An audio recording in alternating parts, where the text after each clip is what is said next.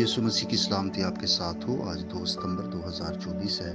मत्ती रसूल की मार्फत लिखी गई इंजील मुक़द्दस की आज बाय तफसीली मुताला को जारी रखते हुए आज हम 25वें बाब की 8वीं और 9वीं आयत पर गौर करेंगे और इनमें यूँ लिखा है, और बेवकूफ़ों ने अक्लमंदों से कहा, अपने तेल में से कुछ हमको भी दे दो, क्योंकि हमारी मशलें बुझी जाती हैं।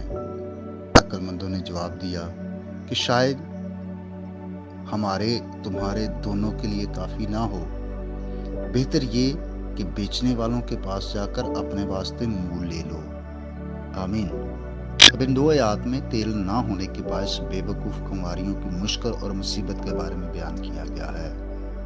इससे पता चलता है कि मौत से पहले जब खुदा रियाकारों की आंखें खोलता है कि वो अपनी बेवकूफ़ी को देख लें, तो वो अपनी कमज़ोर हालत देखकर परेशान हो जाते हैं, और इससे मरने के बाद और अदालत के वक्त उनकी जो हकीकी बुरी हालत होगी इसका पता चलता है।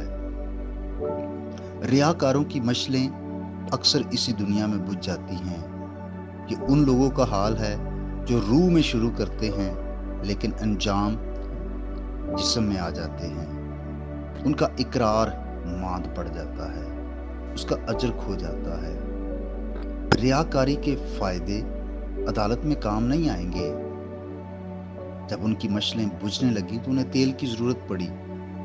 अगर कोई शख्स रियाकारी करता है, ज़ाहरी तौर पर अच्छी तरह वो अच्छी एक्टिंग करता है, मुमकिन है ये अच्छी एक्टिंग, अच्छी रियाकारी उसे कुछ इंसानों में मकबूल बना दे, शायद इस दुनिया में उसे रोशन करे, लेकिन मौत के साया की वादी के बंद से वो उसे नहीं बचा सकते। वो बुझ जाएगा। वो अक्लमंद कुंवारियों का एहसान लेने को खुशी से तैयार थे। उन्होंने कहा कि अपने तेल में से कुछ हमको भी दे दो। जो लोग इस वक्त मजहब और दीनदारी की सख्ती को नापसंद करते हैं, मौत और अदालत के वक्त ठोस तसल्ली के आरजूमंद होंगे। ये उन लोगों का हाल है जो रास्तबाजों की जिंदगी तो बसर करना नहीं चाहते, लेकिन रास्तबाजों की मौत मरना चाहते हैं।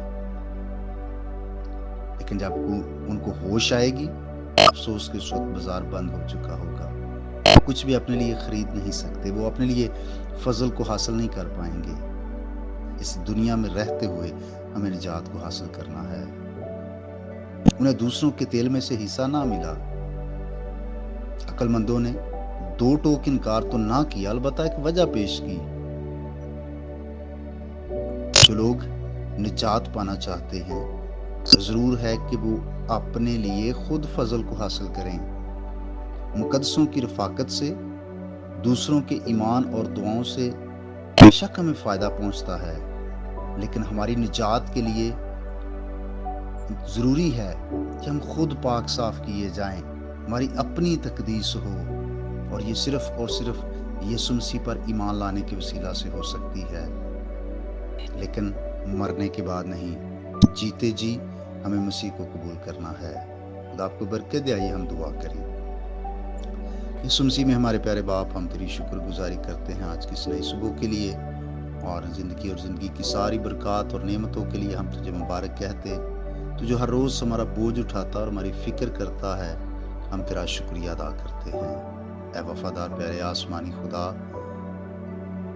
ज़िंदगी में वो सारी बरकतें जो तूने दी हैं, शुक्रगुजारी करते हैं, और साथ साथ दुआ भी है कि आज का दिन और आने वाले तमाम दिनों में हम सबों की बड़ी मुहाफ़ज़त फरमाना, इब्लीस और उसके सारे मंसूबों से हमें महफूज रखना।